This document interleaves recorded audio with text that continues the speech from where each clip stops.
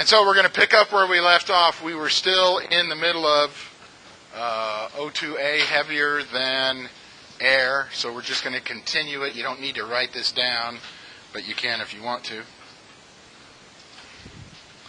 And the first slide we're going to cover today is, we talked a bit about Wilbur and Orville last time, about all them people doing things that decade before them.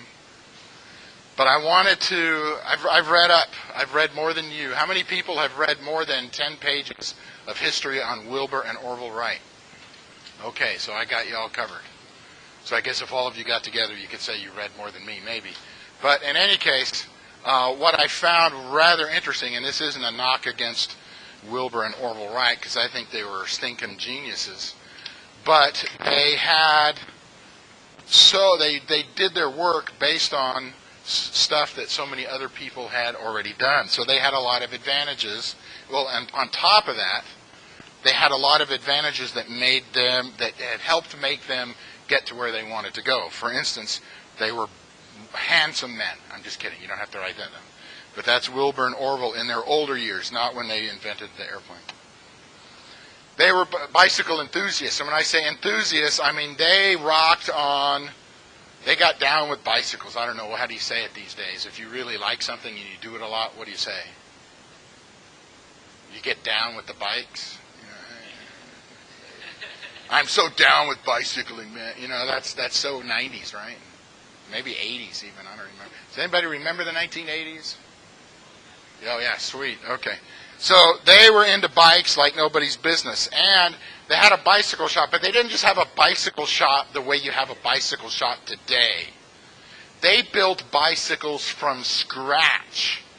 They cut tubes and they welded, and they designed bicycles to make them better than the last version that they made. So they weren't just buying bicycles from a manufacturer and selling them and fixing them. They were building bicycles from scratch, and they would go drive them around because they were bicyclists. That's what they did for fun and professionally. And then they'd figure out better ways to make bicycles, and then the next time they built a bicycle, they incorporated that next better way to do it. And they did this for years. They did this for a long time. So they had, for one, they made money. So since they had their shop, they made money. They had a source of income that in the long run they could end up using to build gliders and then airplanes. They had practice designing mechanical devices. You know, they didn't go to engineering school, but they had practice engineering. They had practice making drawings, and they had practice figuring out how things fit together. They had practice building things. They weren't just designers, they were builders. Thanks, Luis. They had practice putting things together. And they understood about balance and control, and I want to talk about balance and control here for a moment. If you're riding a bicycle these days, is there anybody in who's ever ridden a bicycle? Most people in the room raise their hand. Okay, great. So you're riding a bicycle, after a while, you don't think about it very much. But in reality, your subconscious is having to balance the bicycle. And when you're steering and you're riding fast and there's other traffic, now you start thinking about steering and how fast can I go and not hit the bumps, how fast can I go and avoid those cars, how fast can I go and run over my little brother and make him cry without him crying so much that he goes and tells my parents that I ran over him on purpose. Well, I don't know, that's just what has gone through my mind as a young child riding a bicycle. Maybe you didn't think about. If you didn't have a younger brother, you probably didn't think about running over your younger brother. I had a younger brother and a younger sister, but we're talking about running over my little sister with a bicycle on another occasion. But they were used to thinking about, what do we do that's going to impact whether I can balance the vehicle, the bicycle, and what if I change the design, will it be harder to steer or will it be easier to steer? So they already had some thought processes in their brains that when they applied it to flying, they could use some of those same thought processes, and it helped them out a lot. And here's one of the things. This is probably the biggest failure of a lot of people that built airplanes before them and some people after them. They built an airplane, and it might have worked, but they built it all together, and they launched fixed it and crashed it on the very first attempt because they didn't know how to fly. One thing that's great about the Wright brothers is since that they understood that you need to practice to get good at operating a vehicle, when they started building gliders, they went at it and said, I'm going to teach myself how to fly.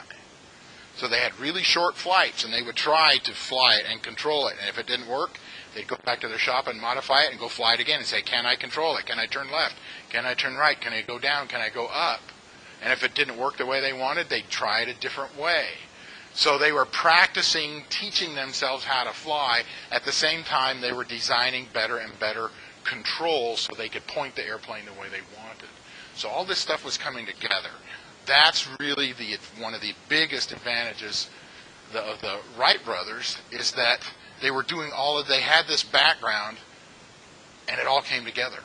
If you look at all the other people behind them, few of them, if any, had all of these advantages going for them. And of course, I talked about this a lot yesterday.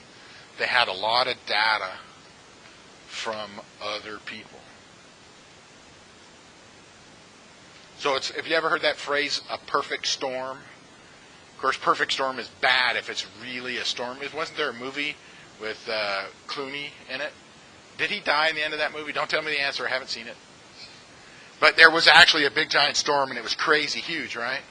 Okay. But I think the way a lot of people use perfect storm is that a lot of things happen simultaneously to produce a result that probably wouldn't have happened otherwise.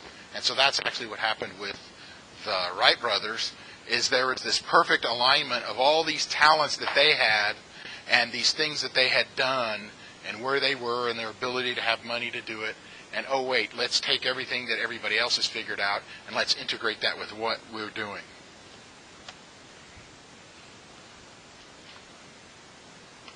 So last time we spoke, we talked a bit about Lilienthal. This guy is awesome. What he did was, there was a flight that Lilienthal made, and somebody took a whole bunch of pictures. And so what he did was he put all these pictures together and made a movie out of it.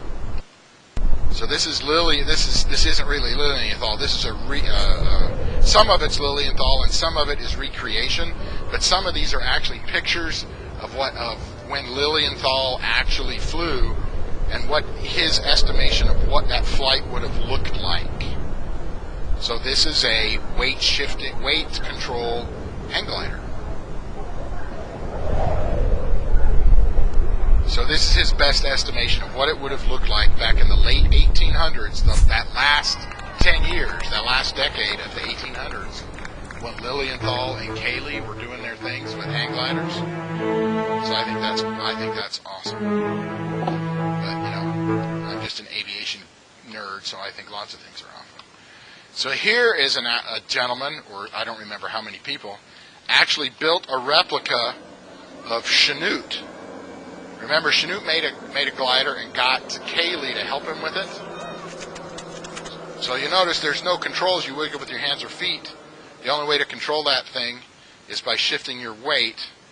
And you'll also notice that the tail and back has a surface going up and down, that's the vertical tail, and a surface going left and right, that's the horizontal tail. And I'm sure this is the way they launched back in the day off the side of a hill. This one happens to be made out of sand. Of course, this guy's kind of smart. At least he's got a helmet on. I think if you're on a steeper hill, you would have a whole lot more luck. I personally would want to take flying lessons from a hang glider instructor before I did it very much.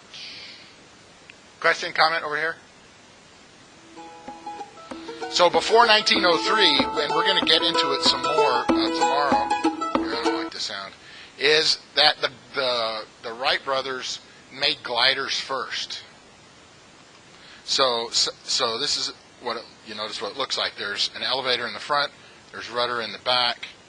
These are pictures, and this is a group of people that put together a replica of one of their gliders. This is not a replica of the Wright Flyer that flew in 1903. This is the stuff that they were doing from 1900 to 1903, which was build gliders. Let's see if we can find another shot of them. So they're towing it effectively. See if there's another shot where they were flying it. And they were going Well, shucks, I thought there was more video. We'll go back to the other one. Here we go. So there must be some wind. They gonna let go of the ropes? Nah, there's not enough wind. So I'm sure the Wright brothers did something similar. I don't know how many people they had dragging them around, but I know they ended up going to the beach because there were some nice, steady, and strong winds.